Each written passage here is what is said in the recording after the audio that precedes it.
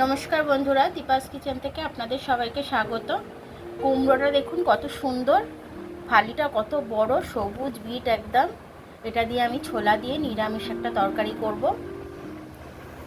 নিরামিষ তরকারি আর লুচি করব। আমি ছোলাগুলো না আমি এটা কেটে নিচ্ছি।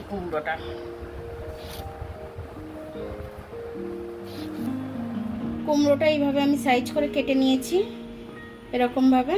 আলুটা এরকম ডুমো ডুমো করে কেটে নিয়েছি, কেটে ধুয়ে নিয়েছি। দুটো তেজপাতা নিয়েছি আমি এখানে, আর এখানে এলাচ নিয়েছি, এটা ফোড়নে দেব। একটা শুকনো লঙ্কা ফোড়নে দেব, আর এখানে আদা আর লঙ্কাটা বেটে নেব। একটা শুকনো লঙ্কা ফোড়নে দিয়ে দিলাম, এলাচ দিয়ে দিলাম 4টে মতো ফোড়নে, তাহলে সুন্দর গন্ধ বেরোবে। তারপর আমি এর মধ্যে আলুগুলো দিয়ে দেবো, আলু কুমড়ো দুটোই দিয়ে দেবো। এবার আমি আলুগুলো দিয়ে দিচ্ছি, কুমড়োটাও দিয়ে দিলাম একসাথে। নুনটা দিয়ে ভেজে নেব, অল্প করে একটু হলুদ দেবো যাতে কালারটা আসে, পরে দেবো। আর এখানে ছোলাটা ভিজিয়ে রেখেছি, এবার এটাকে আমি নেড়ে দেবো ভালো করে। দেখুন আমার এটা লাল লাল করে ভাজা হয়ে গেছে। এবার আমি এটার মধ্যে মশলাটা দিয়ে দেবো।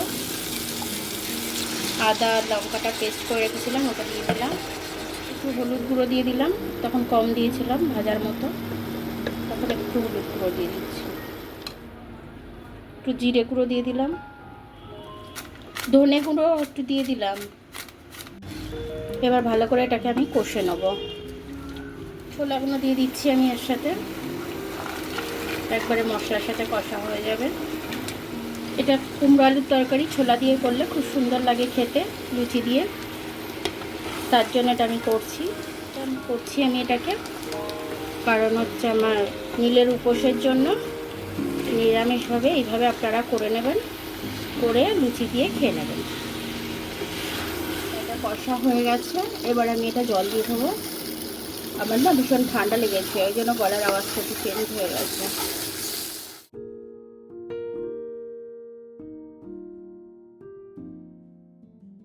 এটাকে একটু নেড়ে নেবো ভালো করে, নেড়ে আমি এটাকে চাপা দিয়ে দেবো, মিডিয়াম টু লো আছে রাখবো।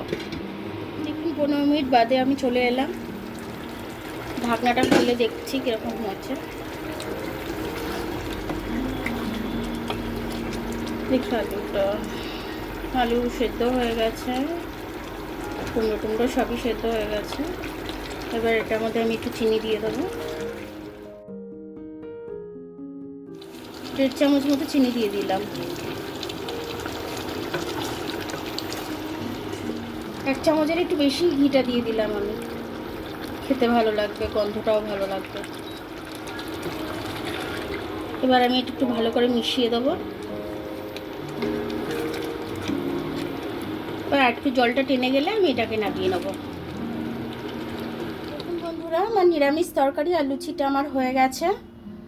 ষষ্ঠীতে এরকম ফুলকো ফুলকো লুচি আর এরকম কুমড়ো আলু ছোলা দিয়ে তরকারি হলেই আর কিছুই চাই না, এটা দিয়ে খেলে পেটটা ভরে যাবে। তারাও নীল ষষ্ঠীর দিন এরকমভাবে রেসিপি করে খেয়ে আমাকে জানাবেন, কমেন্টস করে জানাবেন। ভিডিওটা দেখার জন্য অনেক অনেক ধন্যবাদ। আমার ভিডিওটা যদি আপনাদের পছন্দ হয়, লাইক সাবস্ক্রাইব বেল আইকনটা একটু টিপে দেবেন, আর যদি ফেসবুক থেকে দেখেন তাহলে লাইক আর ফলোটা একটু করে দেবেন। আবার কাল দেখা হবে নতুন রেসিপির সাথে, ততক্ষণ আপনারা ভালো থাকবেন, আমি আসছি।